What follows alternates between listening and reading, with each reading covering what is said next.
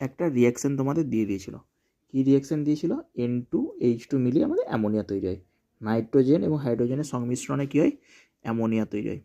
ঠিক আছে, দেখো প্রথমে আমি এটা কি করলাম, নাইট্রোজেন প্রথমে দেখো এই দুটো আমি এখান থেকে তোমাদের ডিরেক্ট একটা রিয়াকশান দিয়ে কী চাইবে? কেসি নির্ণয় করো, কেপি নির্ণয় করো, বা দুজনের মধ্যে রিলেশান। তাহলে প্রথমে এটা ছিল না, প্রথমে কোনো প্রোডাক্ট ছিল না, আমি রিয়াক্টেন্টে দুজনকে নিলাম, এইটা আর এইটা নিলাম। ঠিক আছে, এবার এর মোল সংখ্যা কত? 1, এর মোল সংখ্যা কত? 3। তাহলে 1 আর 3 আমাদের রিয়েক্ট করেছিল, তখন এখানে কিছু ছিল না, প্রথমে বললাম। তাহলে এইটা তখন ছিল আমাদের 0। ঠিক আছে, নেক্সট তার মানে দেখো এইটা সবসময় আমাদের ডিক্রিজ করবে কীভাবে? রিয়েকশনটা শুরুর পর এর মোল অনুযায়ী, মানে মোল সংখ্যা অনুযায়ী। দেখো এটা 1 ছিল, তার মানে এক্স পরিমাণ এখানে ডিক্রিজ করবে, কিন্তু এখানে যেহেতু 3 আছে তাহলে 3x পরিমাণ ডিক্রিজ করবে, তাহলে 3 - 3x। দেখো 1 - x, ওই জন্য এখানে 1 - x লিখেছে, এখানে 3 - 3x, এটাকে 3টাকে কমন নিয়ে লিখেছে। সেরকম এটা প্রথমে ছিল না, যেই রিয়াকশান করে গেল তখন কি উৎপন্ন হলো? এই মোল অনুযায়ী 2x।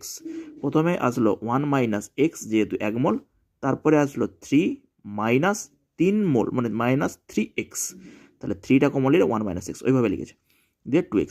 এবার এটা কি হলো? সাম্যাবস্থায় মোল সংখ্যা, যখন ইকুইলিব্রিয়াম ছিল তখন মোল সংখ্যা হচ্ছে এইটা, মানে ডিক্রিজ করে এখানে আমার এক্স মোল ডিক্রিজ করলো, এখানে 3x মোল ডিক্রিজ করলো, এখানে 2x মোল উৎপন্ন হলো। ঠিক আছে, এবার গাঢ়ত্ব কেন নিয়ে আসবো স্যার? কারণ গাঢ়ত্ব নিয়ে আসবো কনসেন্ট্রেশনের জন্য, কনসেন্ট্রেশন কেসি বার করতে যাচ্ছি। তাহলে গাঢ়ত্ব যখন আমি বলেছি কনসেন্ট্রেশনে যখন নিয়ে আসবে, তখন কি বলেছি? মোল যে সংখ্যাটা, মনে করো 1/x এটা মোল সংখ্যা ছিল, সবসময় আয়তন দিয়ে ভাগ করে দিবে, সবসময় আয়তন দিয়ে ভাগ করে দেবে, সবসময় ভলিউম দিয়ে ভাগ করে দেবে, আয়তন। ঠিক আছে, কারণ কি? এর ইউনিটে দেখো মোল, নিচে থাকে লিটার, তাহলে লিটার দিয়ে ভাগ করে দিয়েছি।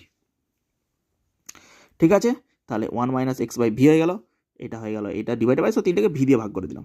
ঠিক আছে, এবার দেখো, এবারে সাম্যাবস্থায় মোট মোল সংখ্যা কত? এই যে সাম্যাবস্থায় মোট মোল সংখ্যা, এই তিনটে যোগফল, এইটা।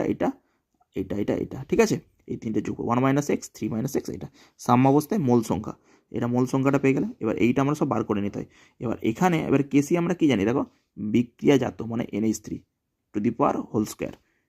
ডিভাইডেড বাই বিক্রিয়ক মানে N2 কনসেন্ট্রেশন, H2 কনসেন্ট্রেশন ⁻3, কারণ এখানে 3 মোল।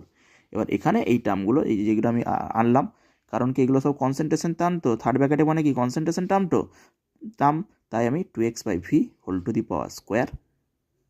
তা ডিভাইডেড বাই, দেখো স্কোয়ারটা লিখতে হবে তো, কারণ এই যে 2 আছে, এই যেমন এখানে লেখা আছে, এই যে এর মানটা শুধু বসিয়ে দাও, কনসেন্ট্রেশন NH3 মান 2x/v আছে, তা হোল স্কোয়ার, N2 মান আছে এটা হয়ে গেল, আর H2 মান আছে এইটা, এই দেখো H2 মাত্র